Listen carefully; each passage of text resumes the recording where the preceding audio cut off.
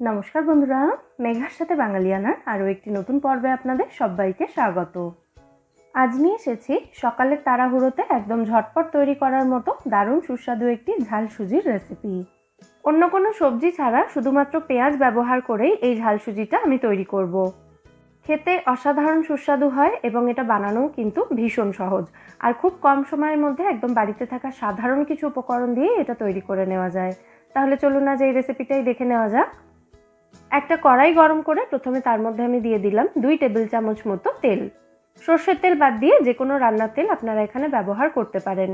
তেলটা ভালো করে গরম হয়ে যাওয়ার পর এর মধ্যে আমি 1.5 চা চামচ পরিমাণে কালো সর্ষে দিয়ে দিলাম। সর্ষেটা যখন ফাটতে শুরু করবে তখন এর মধ্যে দিয়ে দিতে হবে 8-10টা মতো কারি পাতা। কারি পাতা না থাকলে এটা আপনারা স্কিপও করতে পারেন। সর্ষে এবং কারি পাতাটা ভালো করে ভেজে নেওয়ার পর এর মধ্যে আমি দিয়ে দিলাম 2টো মাঝারি সাইজের কুচনো পেঁয়াজ। পেঁয়াজটাকে কিন্তু খুব বেশি ভাজার দরকার নেই, পেঁয়াজের কালারটা জাস্ট একটু হালকা হয়ে গেলেই হবে। পেঁয়াজটা এরকম হালকা করে ভেজে নেওয়ার পর এর মধ্যে দিয়ে দিতে হবে 1 কাপ পরিমাণে সুজি। সুজিটা যে কোনো একটা কাপ বা বাটিতে করে মেপে নেবেন। সুজিটাকে কিন্তু খুব ভালো করে ভেজে নিতে হবে। গ্যাসের ফ্লেমটা লো টু মিডিয়ামে রেখে 3 থেকে 4 মিনিট সময় নিয়ে সুজিটাকে ভাজতে হবে। ঝাল সুজি ঝরঝরে তৈরি করার জন্য সুজিটাকে ভালো করে ভাজাটা কিন্তু ভীষণই গুরুত্বপূর্ণ। সুজিটা ভালো করে ভেজে নেওয়ার পর এর মধ্যে আমি স্বাদমতো কুচনো কাঁচা লঙ্কা দিয়েছি। তারপর সমস্ত উপকরণ আবারও 1 মিনিট মতো ভেজে নিয়েছি। এবার এর মধ্যে দিয়ে দিতে হবে জল। যে কাপে মেপে 1 কাপ সুজি নিয়েছিলাম সেই কাপেরই 1/4 কাপ জল দিয়েছি, মানে 1 কাপ প্লাস 1/4 কাপ। জলটা দেওয়ার পরই দেখুন সুজিটা জল টেনে ফুলতে শুরু করেছে। ঠিক এই সময় এর মধ্যে দিয়ে দিলাম স্বাদমতো নুন, সামান্য একটু মিষ্টি দিচ্ছি, এতে ঝাল সুজিটা বেশ চটপটা খেতে হবে।